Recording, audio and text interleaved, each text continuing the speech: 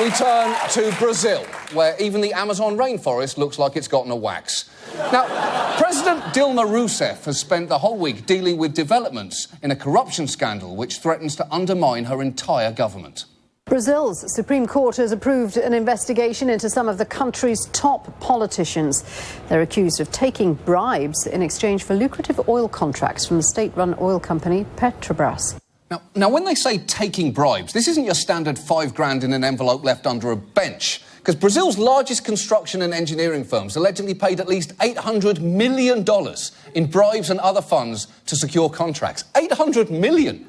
You'd need an amazing construction firm just to build a bench large enough to hide that bribe underneath. More than 30 members of Rousseff's ruling coalition are under investigation, so she took to the airwaves this week to try and calm people down. You have every right to get irritated and be worried, but I ask for patience and understanding because this situation is transitory. Is it?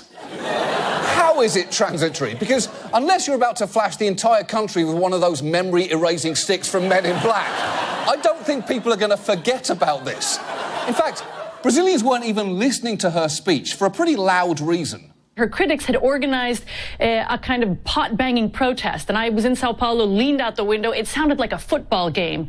People were banging their pots, honking their horns. Fora! That's actually a real form of protest called panelazo, which has been in South America for years and off-Broadway for decades. It's so entrenched, it's even taken place on the floor of Brazil's legislature. Do bom senso do povo brasileiro. Minha homenagem ao povo brasileiro. Now, I love everything about that, but the best detail there is the sign language interpreter. Even he is banging invisible pots in disgust.